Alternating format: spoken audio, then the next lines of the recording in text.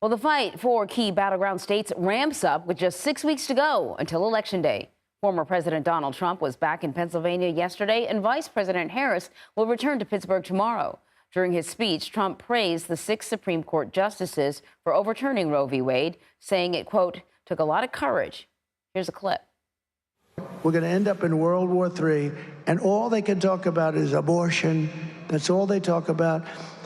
And it really no longer pertains because we've done something on abortion that nobody thought was possible. And I give those 3 brilliant, if you think about it, and it's 6, but the 3 that we put in, but 6 brilliant justices of the United States Supreme Court, a tremendous hand for their intelligence, but also for their courage. It took a lot of courage to do so.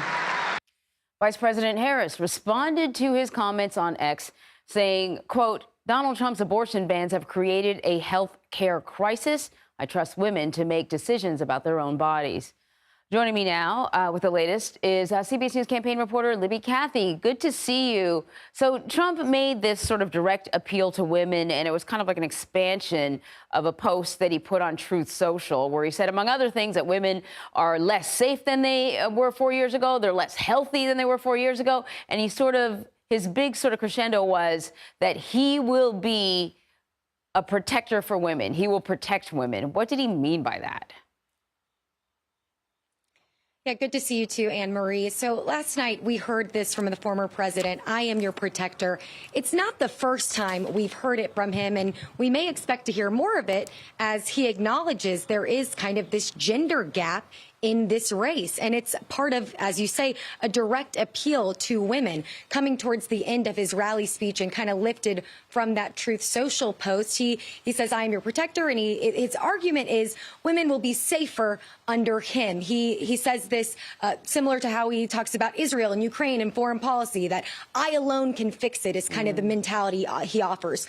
But Democrats would say, not so fast. You bring up that post from Kamala Harris last night. The Harris campaign very quick to jump on him, saying that abortion no longer pertains, quote, talking about how that comes in the same month that reporting has found preventable deaths from women in states with abortion bans. So this is something that the Harris campaign is absolutely going to continue hitting Trump on abortion specifically. But Trump is offering this message of I am your protector to women to try to combat that gender gap, Anne Marie. Well, it's interesting because the campaign has actually spent a lot of time speaking on platforms to podcasters, social media individuals who have a very large male viewership, or a lot of young men who are listening to them. So it's interesting to hear him try to make this direct appeal to women. That being said, Harris is going to be giving an economic speech tomorrow. We've heard a whole lot about sort of tax cuts that she wants to deliver, but what specifics are people looking to hear from her about?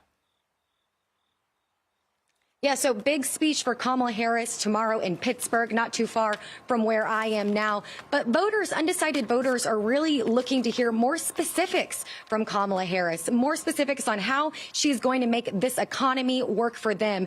And voters I've talked to are also looking for how she'll differentiate herself from President Joe Biden. This is also something that former President Trump has gone after, kind of preemptively attacking that Pittsburgh speech last night when he was in Indiana, Pennsylvania, saying this speech is going to be about wealth building. He heard that. He said that, you know, why hasn't she built wealth in the last 3.5, 4 years? So Trump absolutely tying her to Biden and Biden's economy, whereas Harris tomorrow in Pittsburgh wants to differentiate herself. And again, it's going to be about wealth building. She wants to not just say how the economy will work for Americans, but how they can build wealth in their lifetimes. That's what she's previewing, and it's absolutely what voters want to hear from her, Anne Marie. All right, Libby, thank you very much.